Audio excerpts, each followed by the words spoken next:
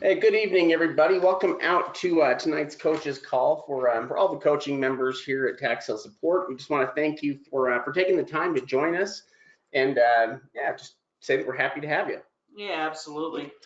So obviously, as usual, you're welcome to ask questions here, throughout it. We're happy to take those at any point.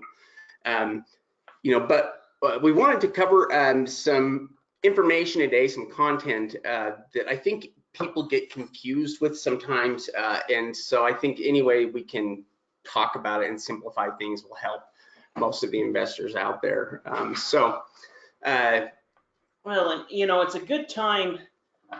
There's going to be a huge increase of auctions coming up because of what's happened. And so it's a good time, to get educated, to understand how this works so that when the auctions come up. Yeah, in fact, something that we've heard, and again, we can't really verify it yet here, but so we know that there are a lot of people, obviously, that were suddenly put out of work a couple of weeks ago, and maybe even longer than that now, and have basically been without income for a while. We know that they're working on stuff like the like that big stimulus bill, but we also heard that they were coming up with some effort to come up with some kind of a forgiveness program or something for people that were going to be late with their rent or mortgages. And what we're hearing with that is that what the program is essentially going to do is if people are late with those payments, it gives them 4 months, and after 4 months, there's going to be basically all of those payments, all 4 payments are due at once. So there's kind of a balloon payment. And so what may end up happening is we may see like a delay in the initial, and people initially being late, on their payments. But once that balloon payment is due, we'll see maybe that's where we'll see maybe more of them, enter the mortgage foreclosure market. Yeah. Well, and even in addition to that, we've got all of the tax sales that aren't taking place right now, where once they get rescheduled during the summer months, in addition to what may be going on with the mortgage auctions, just based on the fact that there's not auctions taking place, there's going to be an increase of auctions. And so we think this summer could be some of the best time to invest because of the increased competition. Yeah. I mean, the increased availability and lack of competition. Yeah, we should basically be able to see an increase in the number of properties that are available, an increase in the number of sales that are being conducted, and maybe a decrease in the amount of direct competition. So, the one thing about tax sale investing is a curve in the market doesn't scare us like it would in other type of investments. Yeah. Because we've been involved in 20 years now, we've seen a lot of things happen. And in bad markets, tax sale investing was a viable, good investment. In increased markets or in good markets or good economies, tax sale investing is a good investment strategy. Yeah, I think it thrives both ways, and certainly maybe we'll see the effects of it here this summer, and it will simply add to our opportunities. So let's first talk and make sure everybody understands a couple of things here, because it has a lot to do with what we're going to be talking about today, and it's just the different terms that we use, some of the terminology.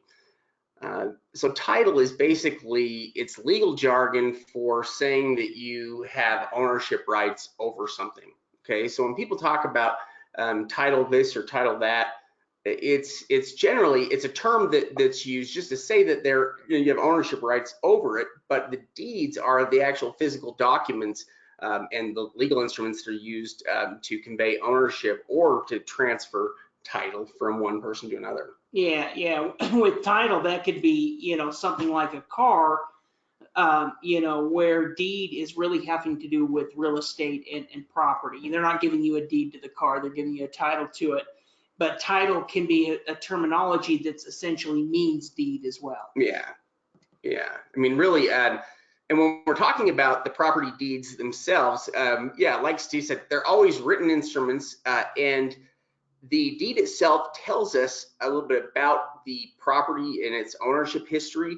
The deed also tells us other information about the property. Deeds are generally going to be recorded by local governments. Local governments have a responsibility for keeping and maintaining these deeds.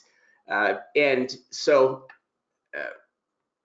one of the way that you can, I think, look at counties and some of the records that they produce is that local governments or county governments, any government that's responsible for property taxation, okay, because it's going to be one of your local governments there.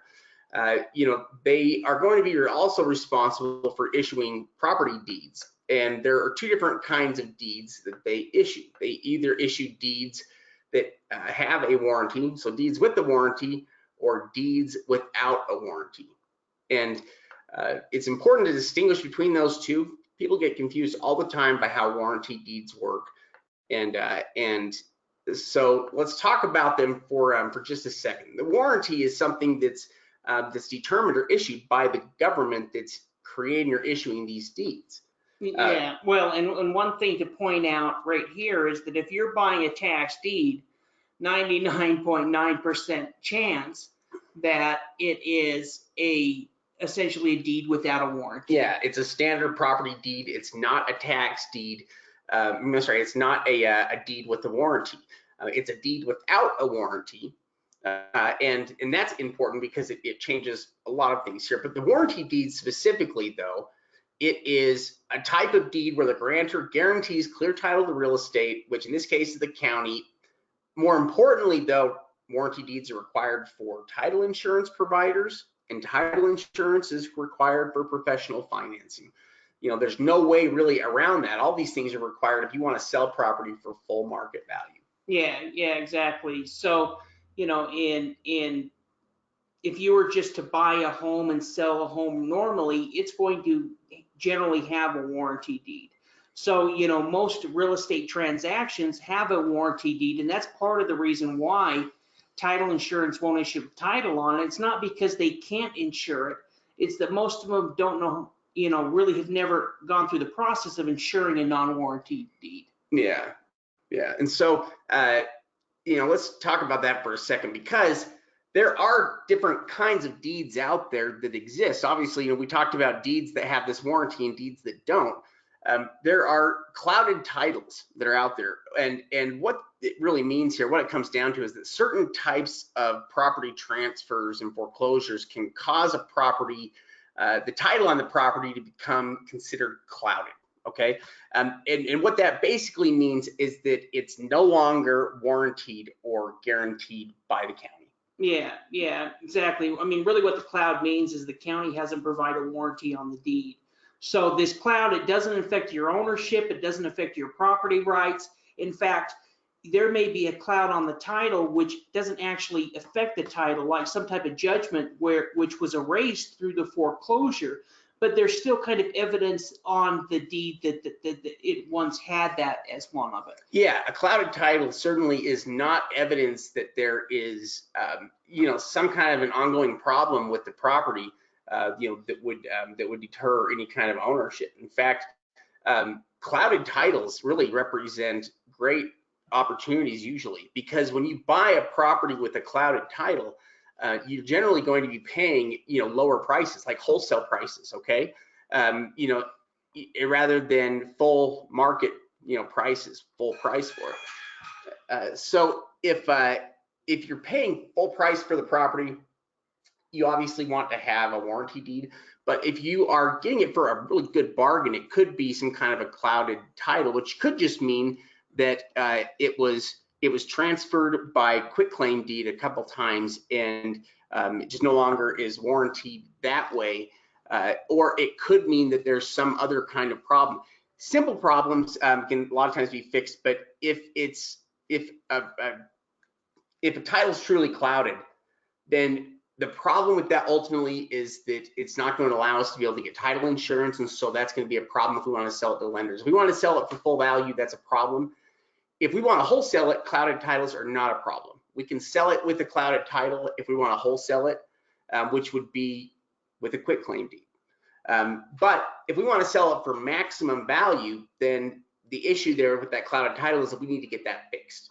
And the process we go through to fix that is what we call a quiet title action. It's a legal act that we're going to go through.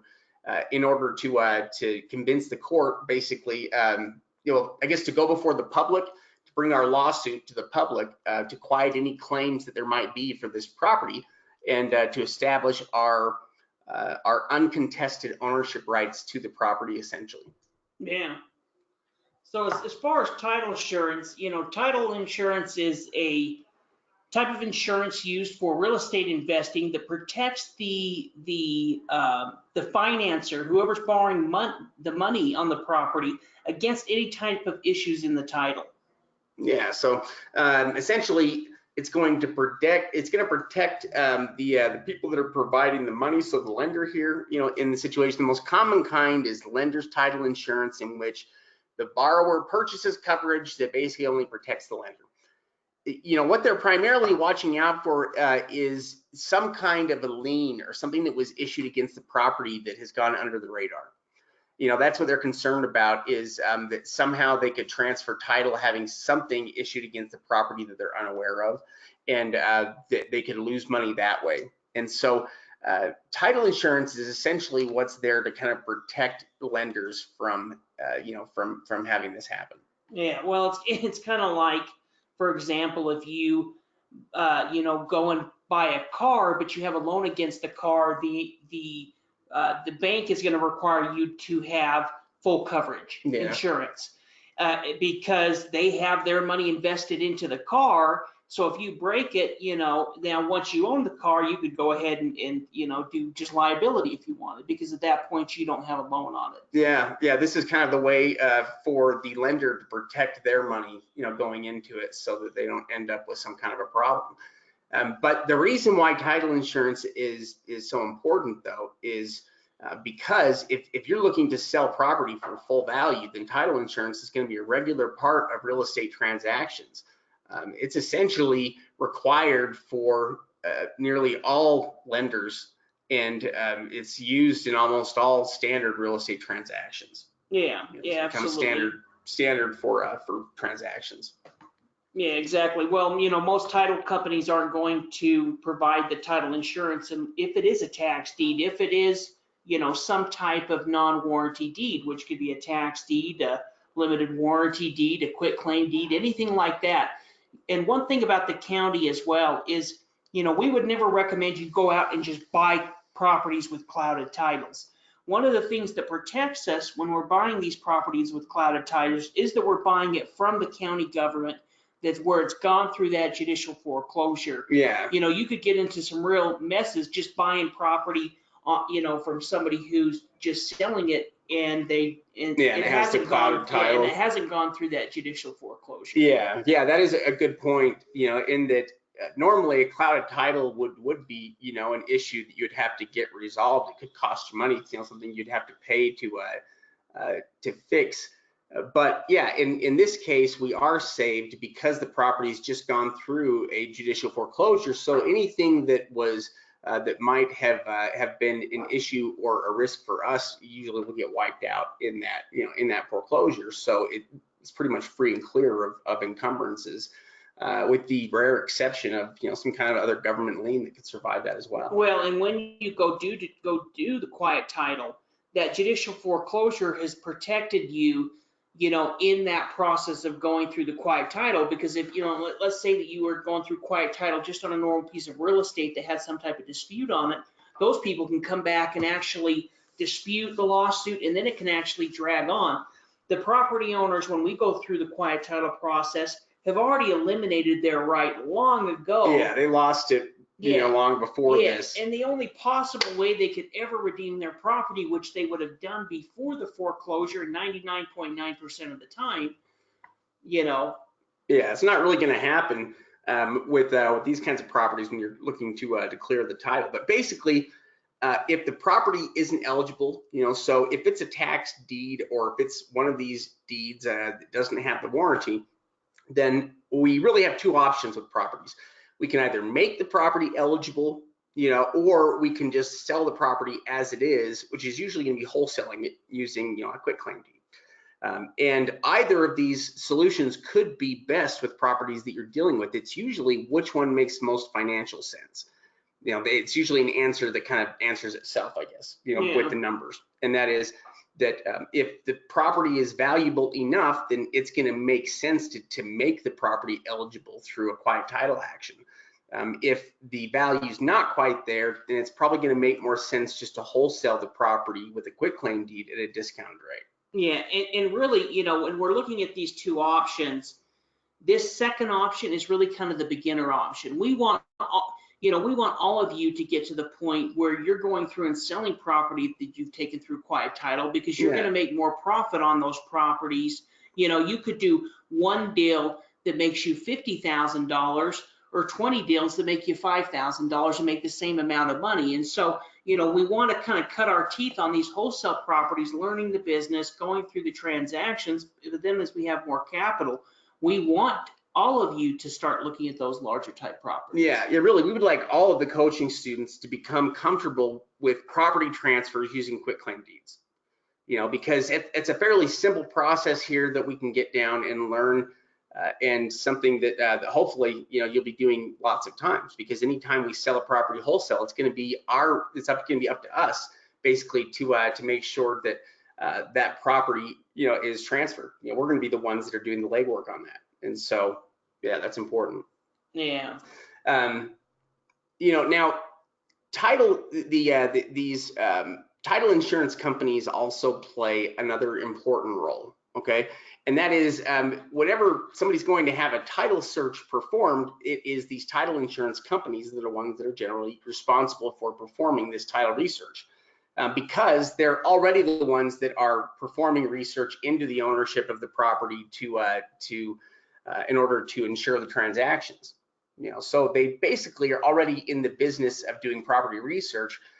And there might be specific reasons why a title search would be performed, other than just like in our case, let's say we're doing due diligence, we're just trying to find all the information we can on the property. Yeah, well, and the title companies, a lot of them have, fancy software and search tools and things like that we don't have, but they're really going through the exact same process we are.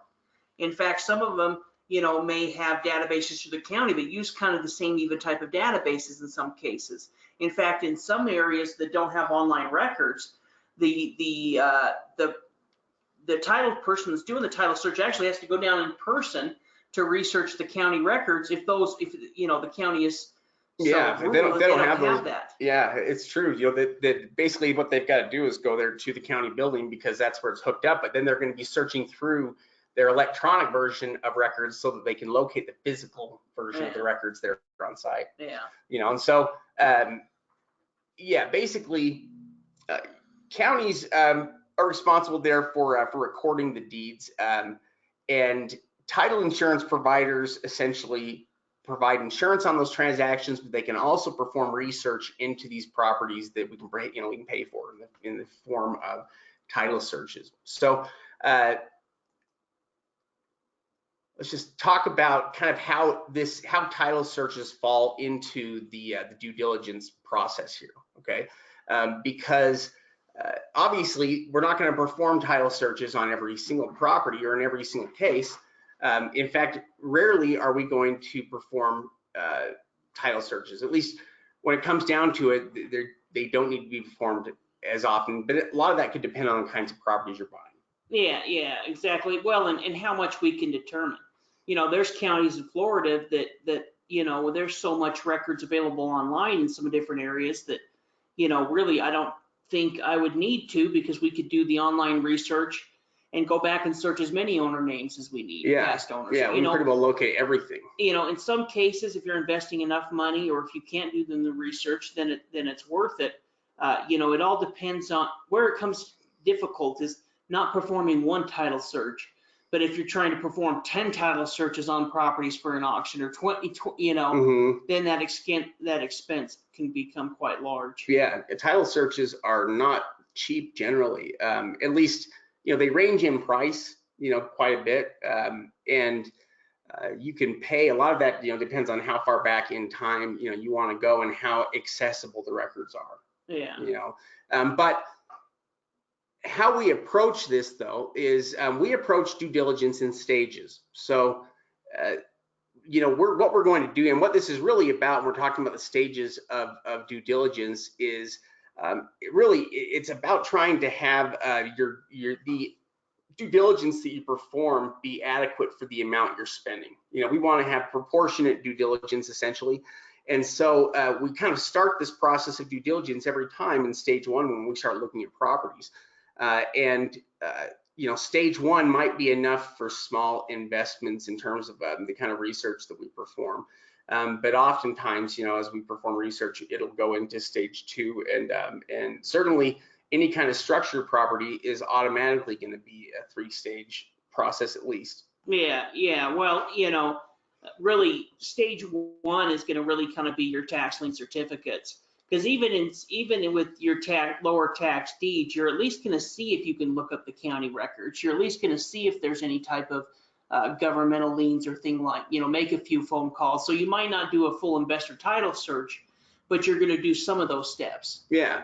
In fact, and a lot of it comes down to individual availability, because, we can look into a lot of areas where maybe the stuff's just not available. So, what we're talking about initially there, I think Steve's going to end up covering more in the weekly webinar. We'll be talking about the 6 steps involved. Yeah, we'll both will, yeah. And so, we'll go more into that and kind of the process we go through. Now, once we get through that, which basically what we're talking about there is we first verify the availability of the properties, make sure they're still there on the list. And then we're going to locate and begin researching the county property records. So this means, the assessment record, and possibly tax records. We basically want to see the overview from the county, which is also when we're going to locate and pull up the county mapping. And then it kind of makes sense from there. We go to Google mapping and look for other images, and is also a good time for us to check for comps and on the value on it. And while we're doing all of that, we start looking for potential risks. And look for the holding cost. Yeah, exactly. From there, that's where we're really going to move on to stage 2 or 3, where we're, checking the property.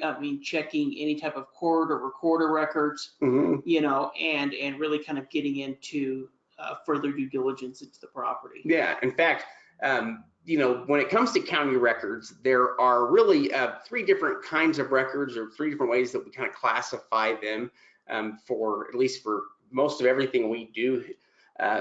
We can separate them into the property assessment records, so things that are related to the value assessment on the property, how it's valued, what its characteristics and traits are.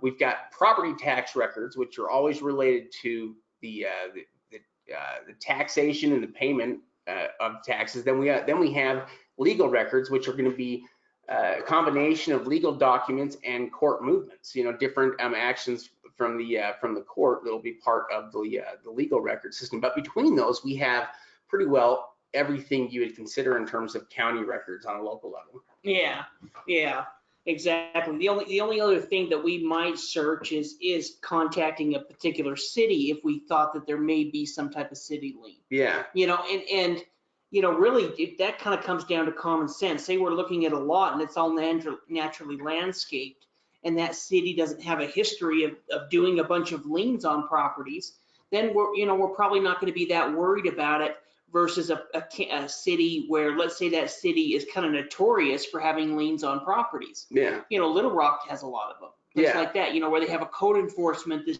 just out there all the time looking at properties to put on the code enforcement. And a lot of small towns and things like that don't have that. Yeah.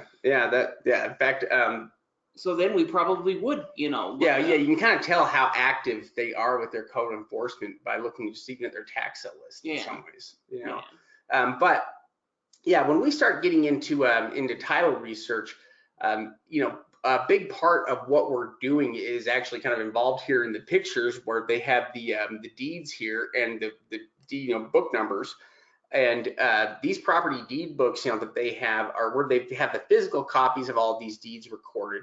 And so oftentimes what we're doing is researching the actual physical deeds, or the records, copies of those physical deeds. Yeah, in fact, when I first got started in real estate as an agent, a lot of this was still kind of using these books like that. And if you would go to deed number 554 and then book number and then page number even from there, you know, or page 22 or whatever it is. Yeah. So, as we were saying here, we get to a point where we need to either have a professional title search performed, or we can do what we call an investor title search. So let's talk for just a minute about where where we might look for professional title search versus investor title searches, because obviously if we're talking about properties that are coming up for auction, you can't spend a lot of money on properties you haven't won yet, and you're still going to be bidding on. That's a difficult thing to do, and because you obviously can't really spend money on each one of those. And so in that case, we're going to try to do investor title searches where we can. But let's say it's a situation where, let's say that we're trying to do a pre-tax foreclosure, where we contacted an owner and we're trying to put together a deal there. We're probably going to need a title search in that situation in order to figure out exactly what the story is. Yeah, in fact, really, this may be a great time to do something like a pre-foreclosure strategy. Yeah, it's true. In finding some of these online auctions or some of these upcoming auctions, where you could send out some of these pre-foreclosure letters and see if you could work out a deal before the sale that that could make good sense. Yeah. Yeah, in fact, you would go with a professional title search in that case, because you would have to have some of that information, in order to get the deal completed. Well, and it may not cost you a dime in that scenario, because the one thing is, if we're doing that kind of a deal, we are going to need title insurance, and it's going to be built into it. Yeah, and we're going to hire the title company, and the title company a lot of times just pull it for free because it doesn't cost them anything, on a lot of these, and so they'll just pull it for free. Because they're going to be providing title insurance. It's kind of like, we want your business here. Let's go ahead and do a title report. Yes, it looks okay. Yeah. So a lot of times you might not even have to pay for that. Yeah, which that's actually a big part of what you're getting with professional title searches, is they are going to go through all of the information, but they're going to provide the results in the form of a report, and that's what it makes it handy for us as investors. But there could be requirements for a title search for lots of different reasons. In some cases, the main thing that we may be looking for, trying to establish, is liens and potential judgments against the property. Yeah. Well, and even looking at this title search, we can see a lot of that basic information that we're going to get just from, as far as address, legal description, but then we'll get into who the title is vested in, any type of mortgages or judgments. There we can see some type of foreclosure lien on the property, some type of judgment, and then also the tax liens being the list pendant lien as well. So from there we can say, okay, well, those tax liens are going to be, if this was a tax deed property, those tax liens are going to be eliminated. And it's possible these foreclosure judgments would be eliminated as well, if they're just some type of regular foreclosure. Yeah. So, really it's possible, looking at this property, that these would go ahead and be extinguished if it was to go through the tax sale. Now, if we were doing a pre-foreclosure, then we would figure out those costs, which, $12,000 plus $1,000, $13,000 on a house that, might have $488. Yeah, evaluate the deal at that point. Yeah. Now, in some cases though, a professional title search may be warranted. In those cases, you're usually going to have the cost of that built into the deal, so it's not something that is really an issue. It's simple in those cases where it's built into it. Well, and one thing about a professional title search is, if we just need the title search to search the property, itself, we're not doing anything like that. We're just, looking to buy it and we can't get the information. Then all we really need is a lien search. We can pay a lot less on these if we just get the lien search, because then they're not going back and looking at all the ownership and all this stuff. They're just seeing any liens on the property. Yeah, which is the main thing that we would be, that we're looking for. A lot of times you get that done for under, around $100 or less. Yeah. Now we're talking about an investor title search. That's not an official term. That's just what we're calling it when, you know, the investor is the one that sets out to do the research on the property title. What we do is we can use documents like property deeds, court filings, and other, you know, tax-related records in order to learn more, you know, about the property. And in some cases, you know, we can identify risks and stuff like that as well. You know, when we're looking at potential investments, then the investor title search is going to make a lot more sense in terms of stuff you can do without, you know, spending a lot of money. Yeah, absolutely. And as court records become more and more available, it makes it so much easier for us to be able to research this information and find out what we need to know to make an intelligent decision. Yeah, so let's talk about how we do this, and then we'll go and look at some different records here online. So the investor title search really has a series of steps that we go through, and they kind of, I guess, follow one another, you know, pretty well here. And so here are the steps that we've got listed, and they center around the property records that we've already probably pulled up or have access to when we start to do research on a property. So the first is we're going to pull up the assessor's records, or the property assessment record. And from here, what we can generally find is a history on the property, including, you know, its valuation and construction. We can also usually find a sales history on it somewhere.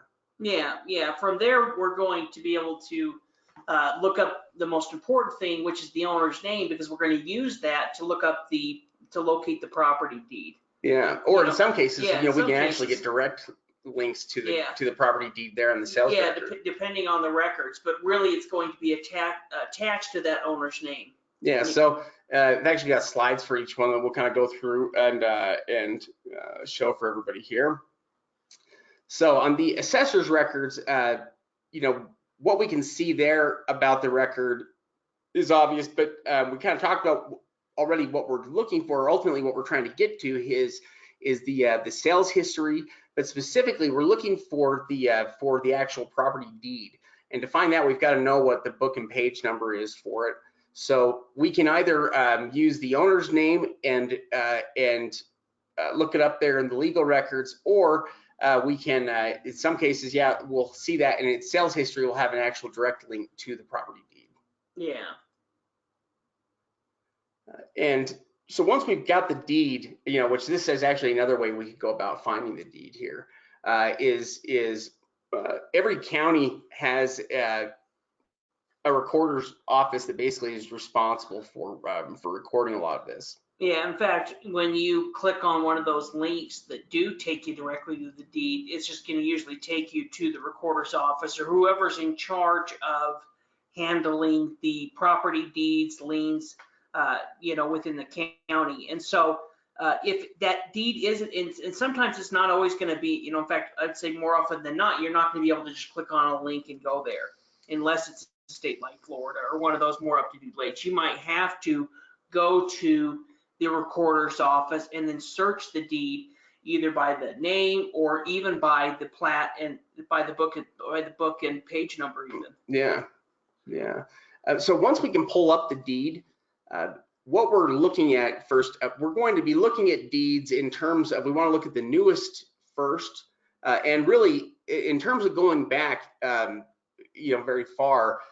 Our biggest concern is essentially that there could be something on the property like liens that we're unaware of. Let me actually bump that. And it's the kind of thing that's going to happen in the most recent stage of ownership, not something that would have happened in, you know, some previous owner, several owners back or anything like that. You know, so we really don't have any need to go back multiple generations in owners. The most recent stuff is far enough in most cases. Yeah, well, and we're also going to be looking to see when was the last time a warranty deed was recorded.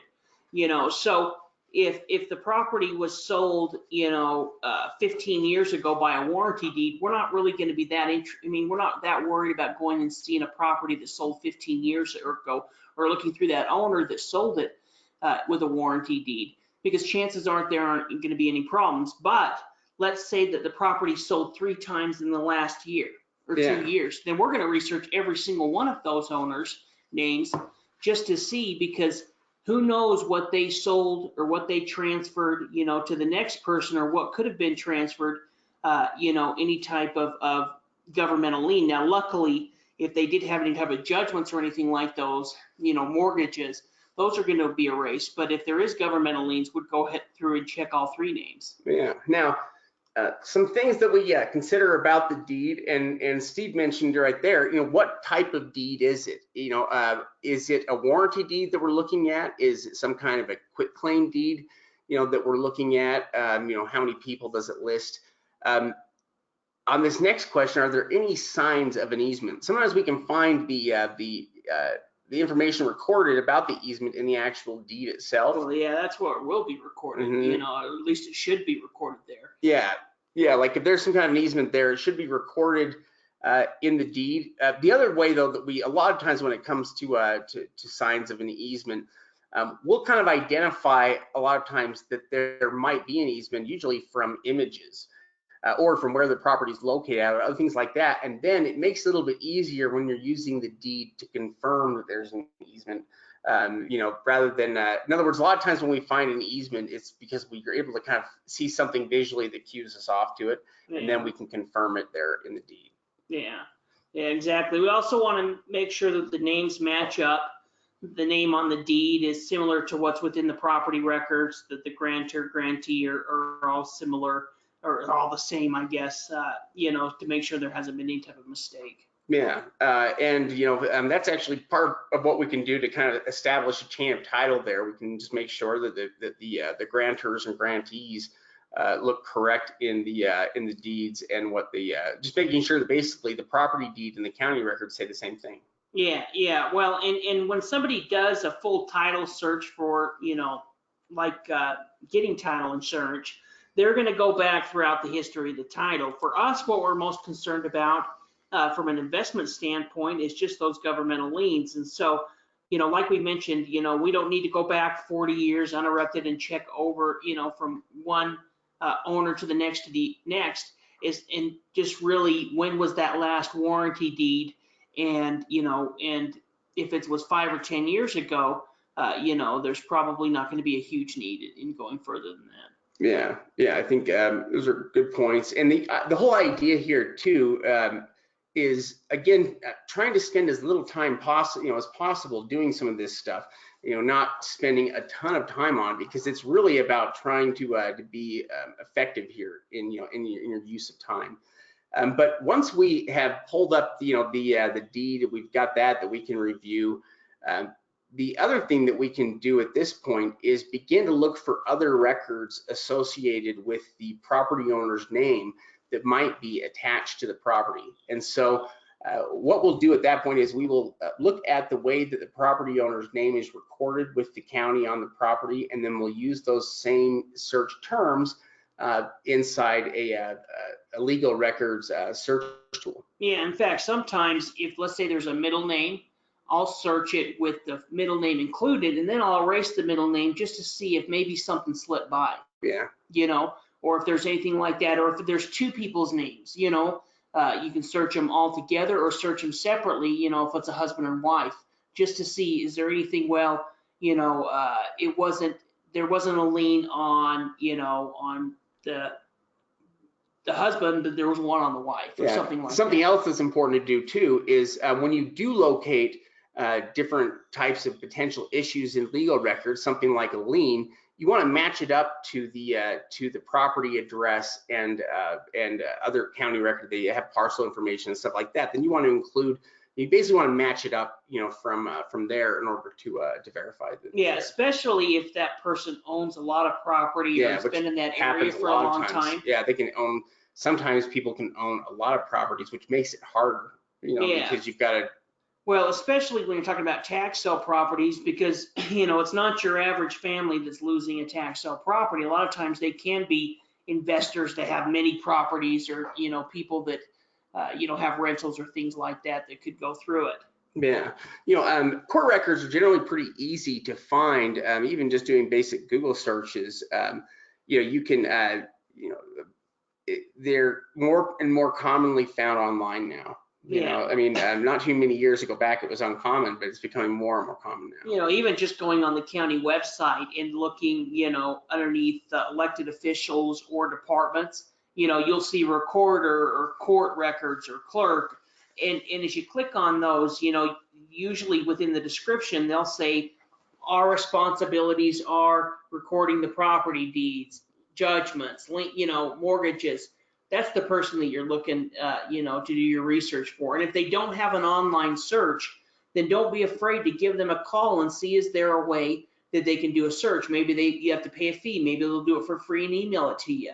You know, it kind of depends on the county, because back in the day, that was kind of the way that we did it, was call the county and, you know, and call them back and call them back, you know, until you could finally talk to somebody that could do the search for you. Yeah. Yeah. And also it's important to keep in mind that when we, you know, we're looking for anything like a lien that might be against the property, something like a nuisance lien, but our real objective is not just to find and identify the lien, it's to identify the amount of the lien, or, you know, the amount of any of these issues, because they may not necessarily change the overall numbers enough to make it a bad investment. But they also could, you know, you don't know how much they are. And so that's the main thing we want to figure out. Well, and there's certain areas like, you know, like Little Rock, I mentioned that before, North Little Rock, Fort Smith.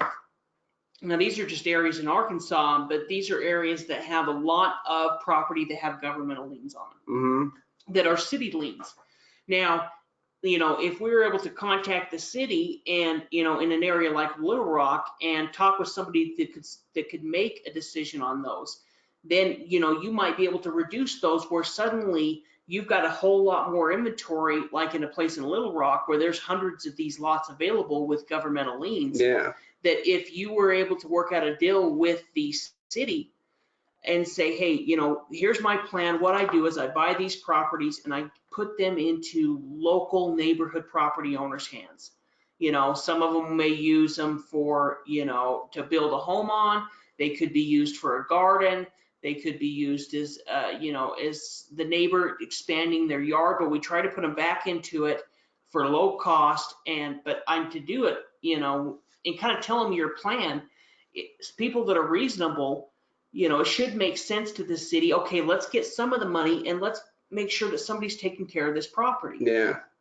Yeah, really. I mean, that's going to make the most sense for most cities, especially, you know, at a time like this. You know, I think that there's those different kind of strategies that we can utilize and maybe pick up some pretty good deals on property that you know, may have city liens, but the city is more than willing to negotiate with us. Yeah.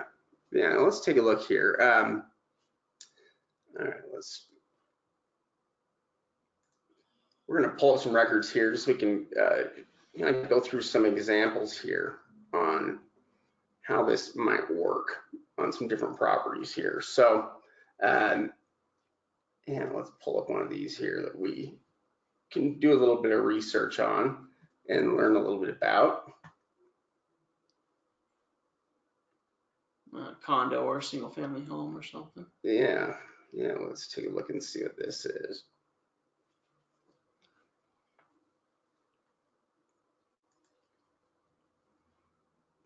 And yeah, this looks like a condo here. So and it's only some kind of yeah.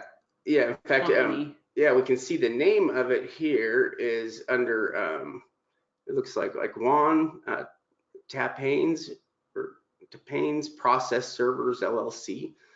You know, is the name of that it's listed under. Well, and the mailing address is different than the property address. You know, this isn't somebody's single family home. This is an investment property, you know, or something like that. Yeah, it could be being used as maybe it's being used as a business. Maybe it's just somebody's living in it right now.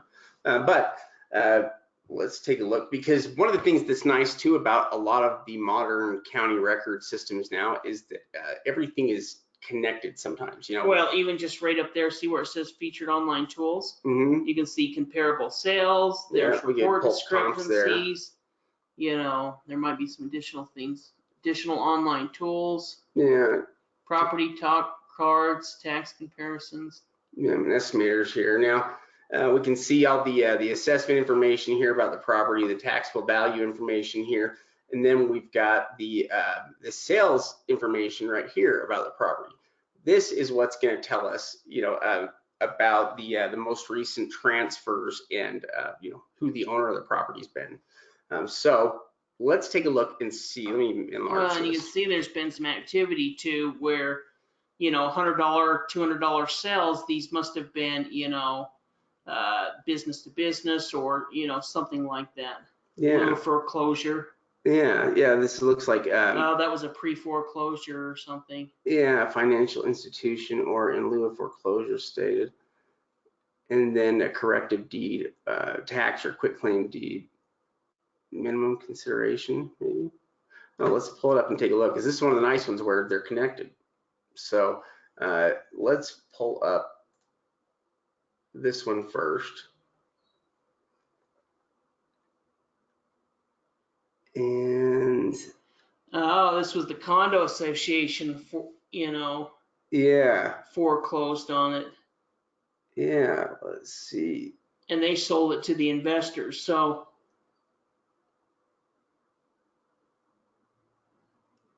they have, all these are for the same, and they're all for the same date, and it's just all the same thing.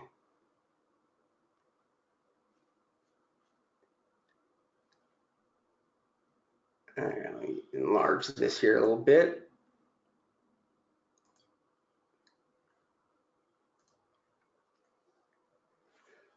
I was kind of wonder if it was, if the condo association foreclosed on it and were given ownership of the property, and then they sold it to this new buyer. Yeah. In fact, we can see here that that it was basically the condo association here that versus Franklin didn't pay, or whatever. They most likely did the foreclosure on it. Yeah, let's see here. They're of here, and now let me pull up this other one here.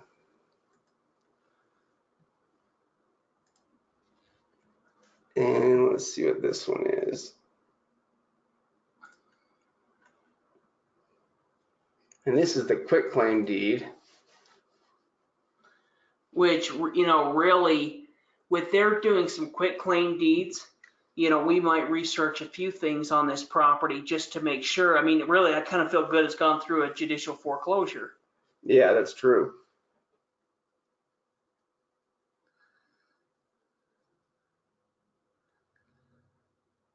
It looks like it's investment property here. They bought it, they foreclosed on it, received the property, and then turned around and wholesale, did a wholesale it to some type of investor. Yeah.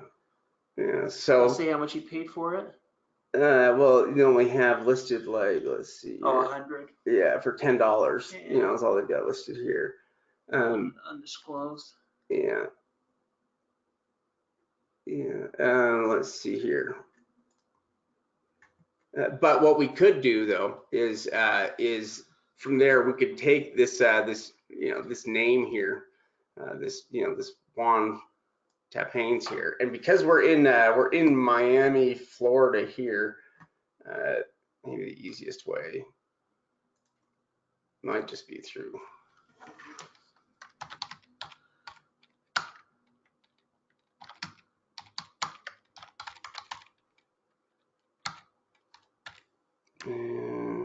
Court records, recorder records.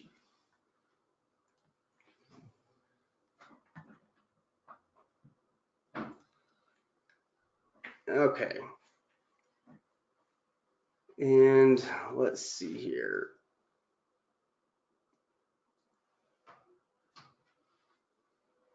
I don't know which one this one is here. I just want to look at all records here. Yeah, online service, click that one down below. There we go.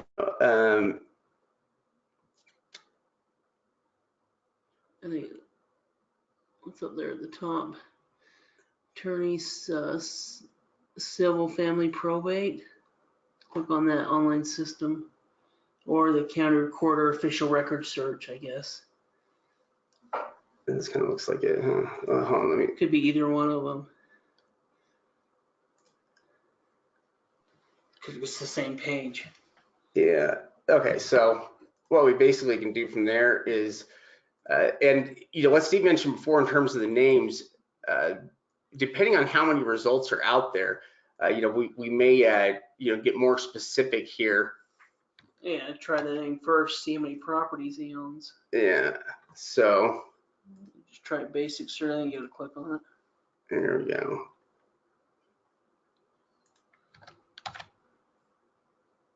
And the date range here, what if I have to hit that, or if it can be any? You could probably do any. Actually, I don't know the date. There we go. Okay, so we see two quick claim deeds. Yeah, we can see here that are related to it. Now, yeah, we can see the quick claim deeds here. And they are related to that property. I don't know what the NOT is. Click on that right below it. And now is a notice of application for tax deed. Yeah. So this was prior to this property. This would be for the sale, but this is just new. Yeah. This is the lien holder. And that was in 2013. This is is a new one. No, 2019 and 2020. Yeah.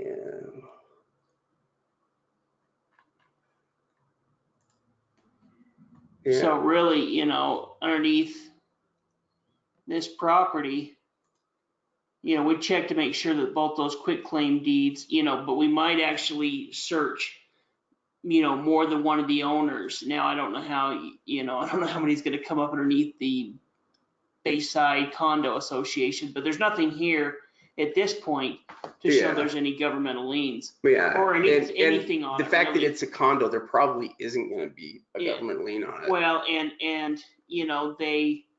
they sold it, through a quick claim deed. It was kind of an investment. It's always been an investment property up to this point, or at least since it was sold from the condo association. Yeah. So based on the information that we have here so far, we wouldn't be worried so much about it having any kind of a lien against the property, and we've got kind of an idea here of what's happened to it. We know that we know that the condo, this group basically foreclosed on it, and that they ended up selling it again. And it looks like it's being foreclosed on right now. It has a tax deed application. Yeah, well, that's the reason we're looking at it. Yeah, and that's why it's included in this tax sale, is because those liens were more than 2 years old, and so the lien holder had the ability to file for a tax deed application. Yeah, and let's say that they didn't have this online search. It was maybe a smaller county. That's where we could give them a call and say, hey, I need to look at this property, see if there's any governmental liens, and see if they're willing to do it. Sometimes county officials say, yeah, no problem, let me go ahead and do that for you, and they don't mind sending it out. Some will have different options you can do. Some just won't do it, but it's definitely worth it, making that phone call, even if it's just a $500 deed. Just one phone call to check, because they might be able to give us the information. Yeah. If it becomes more of a hassle, then, I'm just going to take the $500 risk. The property looks valuable, and take that risk without knowing. But a quick phone call can definitely be worth it. Yeah. Yeah. And we can find that information, just as quickly, really, for any of these properties here when we start looking at legal records. And you see this one's owned by 66, 706, and 906 LLC. 66 condo. That's interesting. They just kind of named them by They probably put them in LLCs. That one probably has 2 condos, 706 and 906 in the LLC. And I wouldn't be surprised if both of those condos are coming up for. Yeah, this probably is both of them with that too. Well, that pretty much does it for time today, but we are going to be on the weekly webinar here in just a minute. So Hey, thanks for spending the time here with us tonight. If there's any questions that you have, you can send those over to us afterwards, and we'll get back to you tomorrow. Yep, we really appreciate you. If you guys have any questions, go ahead and give Ann a call. She's here. She's here to help you guys. We'll see you then.